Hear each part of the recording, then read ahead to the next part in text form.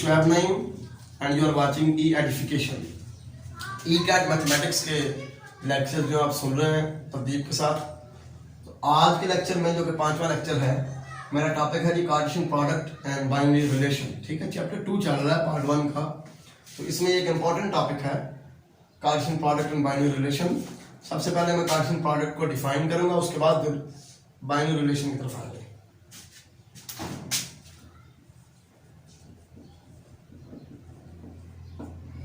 Cartesian product of two sets. Cartesian product of two sets. ये क्या चीज है? Let A and B be two sets. फर्ज करो A और B दो सेट्स हैं, then Cartesian product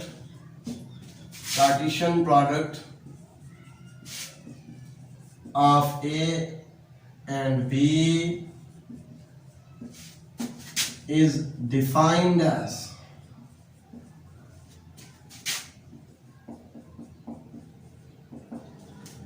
Cartesian product of A and B is defined as A cross B से हम इसको रिप्रेजेंट करते हैं, डिनोट करते हैं। और ये ऐसे ऑर्डर्ड पेयर्स का सेट होता है कि जिसमें पहला एलिमेंट जो है ये सेट ए का होता है और दूसरा एलिमेंट जो है ये सेट बी का होता है। ठीक है, ए और बी सेट, ये जो दो सेट हैं इनका कार्टेशियन प्रोडक्ट, इसको हम ए क्रॉस बी से रिप्रेजेंट करते हैं। और इसमें तमाम ऐसे ऑर्डर्ड पेयर्स होते हैं कि जिनका पहला एलिमेंट ए से हो, दूसरा एलिमेंट बी से हो। ठीक है, इनके ऐसे तमाम ऑर्डर्ड पेयर्स का ये सेट होता है जिनमें पहला एलिमेंट ए और दूसरा एलिमेंट बी से लिया गया हो। ठीक हो गया। फॉर एग्जांपल सपोज करें कि ए है जी हमारे पास 1 and 2, ठीक है, और बी है हमारे पास ए बी एंड सी। हम चाहते हैं कि हम ए और बी का कार्टेशियन प्रोडक्ट लें, तो इसका तरीकाकार ये होगा, इसका एक एलिमेंट लेंगे 1, उसके पेयर बना लेंगे इन तमाम एलिमेंट्स के साथ, 1 and A, 1 and B, 1 and C। ठीक है, इसी तरह फिर ये 2 के पेयर बना लेंगे, 2 and A, 2 and B, 2 and C। ठीक है, तो ये होगा Cartesian product of A and B, जिसको हम A क्रॉस B से डिनोट करते हैं, रिप्रेजेंट करते हैं। इसके बारे में चंद बातें आप जान लें कार्टेशियन प्रोडक्ट के बारे में, जो कि बड़ी इंपॉर्टेंट है। सबसे पहली बात यह है कि A क्रॉस B और B क्रॉस A ये इक्वल नहीं होते, बिल्कुल इक्वल नहीं होते। A क्रॉस B क्या है? 1 and A, 1 and B, 1 and C, 2 and A, 2 and B, 2 and C।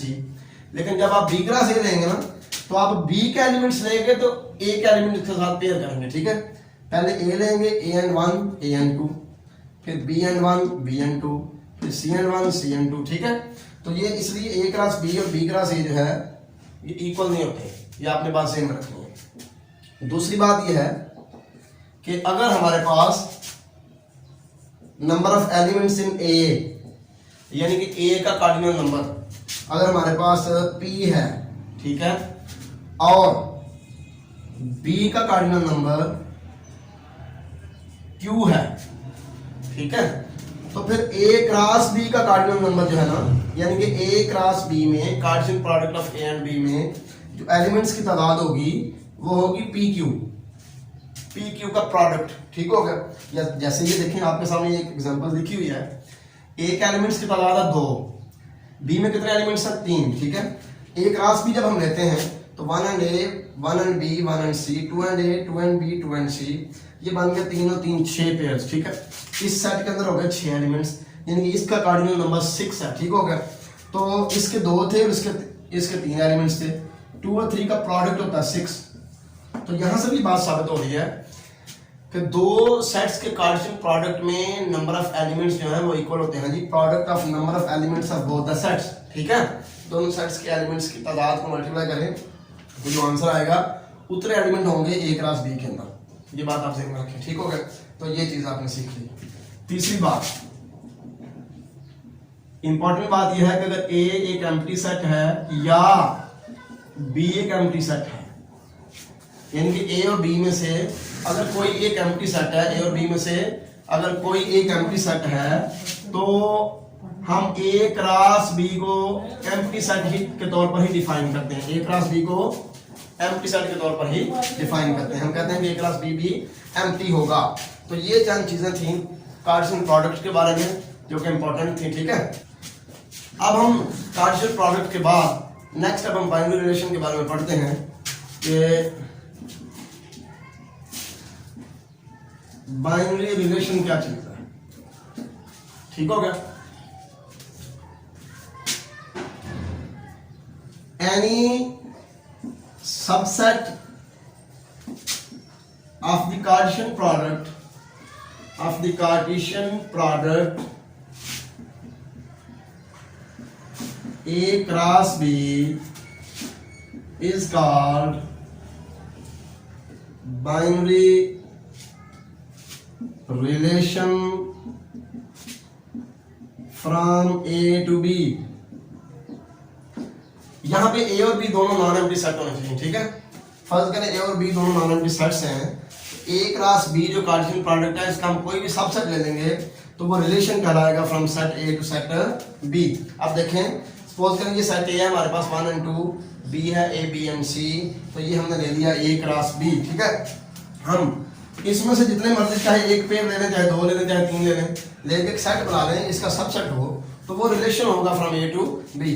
Suppose करें मैं यहाँ पे एक जो है ना वो सेट लेता हूँ जिसमें एक पेयर ले लेता हूँ 1 एंड ए, ठीक है। एक पेयर मैं लेता हूँ जनाब 2 एंड बी। तो ये मैंने अपनी मर्जी के 2 पेयर लेके सेट बनाया है, ठीक है। ये सेट जो है ये सबसेट है ए क्रॉस बी का, तो लिहाजा बाय डेफिनेशन ये सबसेट जो है ये बाइनरी रिलेशन है from set A to set B. ठीक हो गया। इस बाइनरी रिलेशन को हम सिंपली रिलेशन भी कहते हैं, सिर्फ रिलेशन लफ्ज भी यूज हो जाता है from set A to set B. ये बात आपने ज़हन में रख लेनी है, ठीक हो गया। अब ए क्रॉस बी जो है ना उसके एलिमेंट्स की तादाद डिपेंड करती है ए और बी के एलिमेंट्स की तादाद पे। ये मैंने आपको थोड़ी देर पहले बताया, ठीक हो गया। अब हम ये चाहते हैं कि ये पता करें कि कितने binary relation, different binary relation होते हैं from set A to set B. From set A to set B कितने बाइनरी रिलेशन हो सकते हैं, डिफरेंट बाइनरी रिलेशंस, ठीक है। फर्ज करें कि हमारे पास सेट ए के एलिमेंट्स की तादाद p है और सेट बी के एलिमेंट्स की तादाद q है, तो number of binary relation from A to B, different binary relation from A to B होगा 2 की power p Q,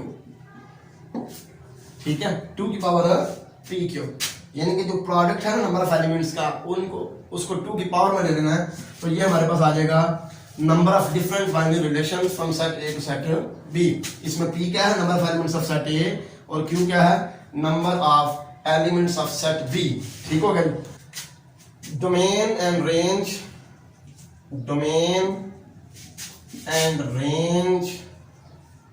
of binary relation। Binary relation की डोमेन क्या होती है और रेंज क्या होती है। अब हम इसकी तरफ आते हैं, ठीक हो गया। ये हमारे पास एक कार्टेशियन प्रोडक्ट लिखा हुआ है, इसका हम कोई भी सबसेट ले लें, कोई भी सबसेट ले लें। सपोज करें कि मैं इसका एक सबसेट ले लेता हूँ R1, उसका नाम रखता हूँ, और मैं सबसेट लेता हूँ G 1 and A, 1 and C and 2 and B। ठीक हो गया। तो ये एक रिलेशन है from set A to set B। ठीक हो गया। अब इसकी डोमेन क्या होगी, set of first elements of ordered pairs in a relation is called domain of the relation। यानी कि रिलेशन के अंदर जो ordered pairs हैं, उन ordered pairs के first elements का हम सेट बना लें, ये 1 2 दफा है तो रिपीट नहीं करना, एक दफे लिखना, ठीक है ना। फर्स्ट एलिमेंट्स का सेट बना लें, इसको कहेंगे domain of R1।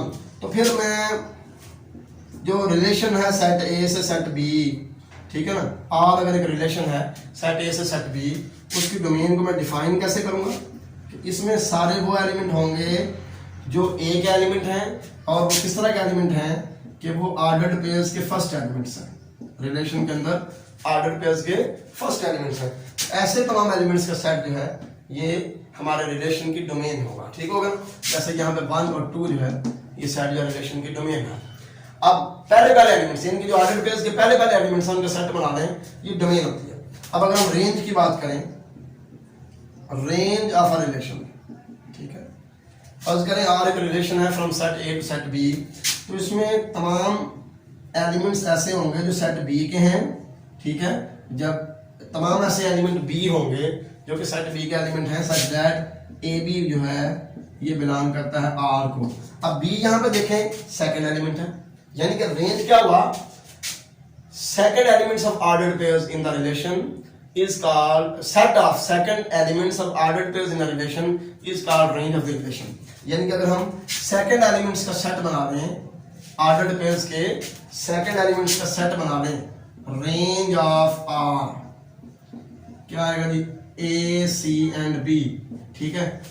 Second elements का सेट बना रहे हैं तो इसको हम कहेंगे रेंज ऑफ आर। तो range of a binary relation from set A to set B is a set of second elements of ordered pairs in the relation, ठीक है, second elements A, C and B, ये बात आपने ध्यान रखी है। तो ये तो चीज डोमेन और रेंज। आइडेंटिटी रिलेशन क्या चीज है, आइडेंटिटी रिलेशन, ठीक है, आइडेंटिटी रिलेशन क्या चीज है, identity relation on a set. अब मैं बात करूं ऑन अ सेट, एक सेट के ऊपर, तो इस चीज का मतलब मैं आपको समझाऊंगा। फर्ज करें ए हमारे पास एक सेट है, ठीक है, तो ए क्रॉस ए जो कार्टेशियन प्रोडक्ट है ना, ए क्रॉस ए, इस कार्टेशियन प्रोडक्ट का जो भी सबसेट होगा ना, ऐसा रिलेशन जो इस कार्टेशियन प्रोडक्ट का सबसेट है, इस रिलेशन को हम कहेंगे relation on A, relation on A. इस रिलेशन को हम कहेंगे कि सेट ए के ऊपर रिलेशन है, यानी कि अगर हम ए का ए से ही कार्टेशियन प्रोडक्ट ले लें तो उस कार्टेशियन प्रोडक्ट का कोई भी जो सबसेट है वो ए के ऊपर ही रिलेशन कहलाएगा, ठीक है। तो क्योंकि मैंने identity relation on a set की बात किया, एक सेट पे मैं आ गया हूं, तो इसलिए मैंने ये चीज आपको बताई है। तो इसका मतलब ये जो रिलेशन होगा ये ए क्रॉस ए का ही कोई सबसेट होगा, ठीक है ना। ऐसा रिलेशन सेट ए के ऊपर, ऐसा रिलेशन जिसमें इस तरह के ऑर्डर पेयर्स पाए जाए, इस तरह के ऑर्डर पेयर, मतलब ए का रिलेशन ए से ही हो, A is related to A, B is related to B, C is related to C, ठीक है। अगर हमारा कोई ऑर्डर्ड पेयर किसी रिलेशन को बिलोंग करे ना, ठीक है, तो उसको हम ऐसे लिखते हैं कि A B belongs to R, मतलब कि A is related to B. अगर ना बिलोंग करें तो हम लिखते हैं A is not related to B, ठीक है ना। ये चीज मैं इस तरह ये लिख रहा हूँ, ये भी एक लिखने का तरीका है रिलेशन को, तो ये मैंने आपको बता दिया। अब इस तरह का जो रिलेशन है ना सेट ए के ऊपर, यानी कि ए क्रॉस ए का ऐसा सबसेट कि जिसके अंदर सिर्फ ऐसे ऑर्डर्ड पेयर हैं कि जिनमें पहला और दूसरा एलिमेंट सेम है, ठीक है ना, पहला दूसरा एलिमेंट सेम है, इस तरह का रिलेशन को हम कहते हैं ये आइडेंटिटी रिलेशन है ऑन सेट ए, ठीक हो गया। इसके बाद हमारे पास आया था जी वाइड रिलेशन, वाइड रिलेशन। ये जो एम्प्टी सेट है ना, एम्प्टी सेट, इसको हम कहते हैं wide relation in a set. किसी भी सेट के अंदर ये क्या है, वाइड रिलेशन, ठीक हो गया। वाइड रिलेशन के अलावा अब यूनिवर्सल रिलेशन क्या कहता है, यूनिवर्सल रिलेशन, ठीक है। यूनिवर्सल रिलेशन क्या है, देखिए फर्ज करें कि हमारे पास एक्स एक सेट है, ठीक है, एक्स क्रॉस एक्स को हम कहेंगे कि ये यूनिवर्सल रिलेशन है ऑन सेट एक्स, यानी कि एक्स के एक्स के साथ ही कार्टेशियन प्रोडक्ट ले लें तो हम इस कार्टेशियन प्रोडक्ट को कहेंगे कि ये सेट एक्स के ऊपर यूनिवर्सल रिलेशन है, ठीक हो गया, यूनिवर्सल रिलेशन। इसके बाद ना एक चीज और है, इनवर्स रिलेशन क्या है, इनवर्स रिलेशन या इनवर्स ऑफ रिलेशन क्या है, ठीक है, ये क्या चीज है, इनवर्स रिलेशन। फर्ज करें कि आर हमारे पास एक रिलेशन है from set A to set B, ये एक रिलेशन है, ठीक होगा। तो इसको हम डिफाइन इस तरह करते हैं कि भाई आर के अंदर ऐसे तमाम ऑर्डर्ड पेयर्स हैं कि जिनका पहला एलिमेंट ए का है और दूसरा एलिमेंट बी का है। ठीक होगा ना? हम रिलेशन को इस तरह डिफाइन करते हैं। ऐसे तमाम ऑर्डर्ड पेयर्स नहीं, ऐसे कुछ ऑर्डर्ड पेयर्स हैं relation from A to B के अंदर, क्योंकि तमाम आ गए तो वो तो ए क्रॉस बी होगा ना, सॉरी तमाम नहीं, बल्कि क्या मैं कह रहा हूं कि आर एक रिलेशन है जिसके अंदर ऐसे ऑर्डर्ड पेयर्स हैं जिनका पहला एलिमेंट ए से, दूसरा एलिमेंट बी से, और तमाम नहीं है, कुछ अंदर से हो सकते हैं, ए क्रॉस बी के कुछ एलिमेंट्स हो सकते हैं। ठीक है, ये हमारे पास रिलेशन है। इसका इनवर्स क्या होगा? इसका इनवर्स रिलेशन होगा बी ए। इसमें ऐसे ऑर्डर्ड पेयर्स होंगे जो इस फॉर्म में हो, उसका सेकंड एलिमेंट इसका फर्स्ट एलिमेंट होगा, फर्स्ट एलिमेंट सेकंड एलिमेंट होगा, such that A B belong to R. यानी कि अगर ए बी जो है वो आर के अंदर है तो बी ए इसके अंदर होगा, आर इनवर्स के अंदर। ठीक है, रिलेशन का इनवर्स लेने का तरीकाकार फिर यहाँ तो क्या समझ आया कि हम रिलेशन के ऑर्डर्ड पेयर्स का ऑर्डर रिवर्स कर देंगे, सेकंड एलिमेंट को फर्स्ट और फर्स्ट एलिमेंट को सेकंड बना देंगे। ठीक होगा? मसलन फर्ज करें कि हमारे पास एक सेट है ए एंड बी, ठीक है, दूसरा सेट है G F G and H. ठीक होगा? हम एक बाइनरी रिलेशन डिफाइन करते हैं from set A to set B, उसका नाम R1 रख लेते हैं, A G and B F. ठीक है, ये हमने रिलेशन एक बनाया from set A to set B. तो अगर मैं इसका इनवर्स लेना चाहूँ तो उसका तरीकाकार फिर ये होगा कि जी ए एंड एफ बी, ये इसका इनवर्स होगा, R1 का इनवर्स। ठीक है, ऑर्डर्ड पेयर्स को रिवर्स कर देना, सेकंड को फर्स्ट और फर्स्ट को सेकंड एलिमेंट बना देना, ये इनवर्स रिलेशन है। नेक्स्ट हम ऐसा करते हैं कि रिलेशन के कुछ टाइप्स के बारे में पढ़ लेते हैं कि रिलेशन की टाइप्स कौन कौन सी हैं। ठीक है, टाइप्स ऑफ रिलेशन, ये क्या है? ठीक है,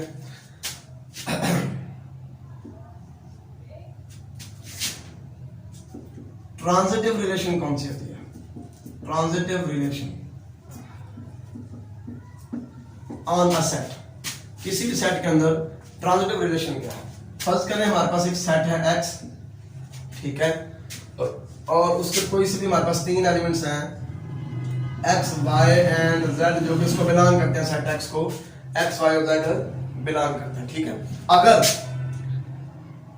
रिलेशन एक आर है, आर एक रिलेशन है सेट एक्स के ऊपर, मैं उसकी बात कर रहा हूं, अगर ये रिलेशन जो है इस बात को सेटिस्फाई करता है कि X related to Y and y related to z implies that x is related to z।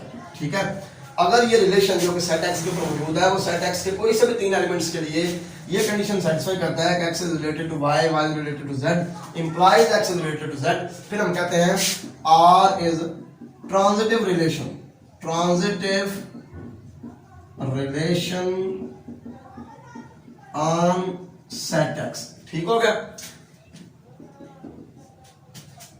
Anti symmetric relation कौन सा होता है? Anti symmetric relation, anti symmetric relation कौन सा?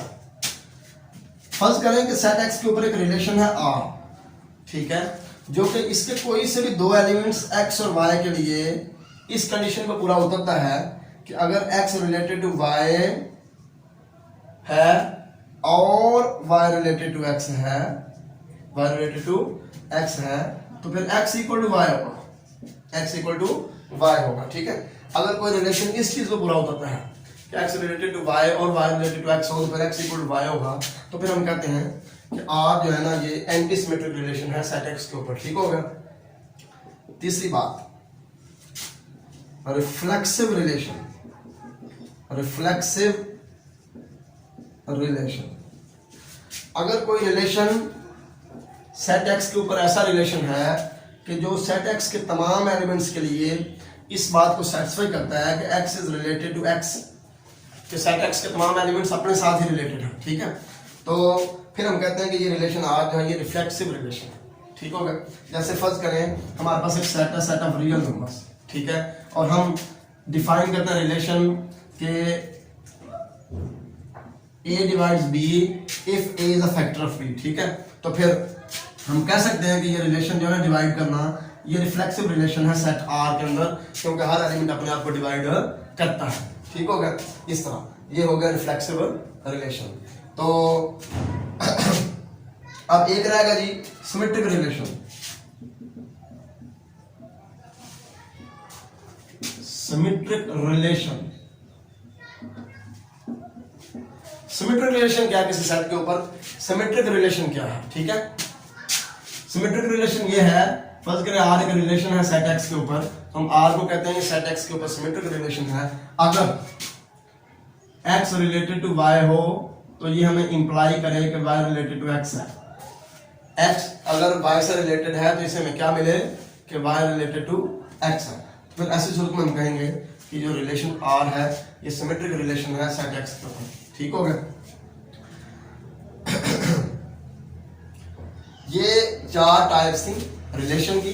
नेक्स्ट अब एक बड़ा इंपॉर्टेंट रिलेशन है जो मैं आपके साथ शेयर करता हूँ, वो भी रिलेशन की टाइप है और वो रिलेशन का इक्वलेंस रिलेशन।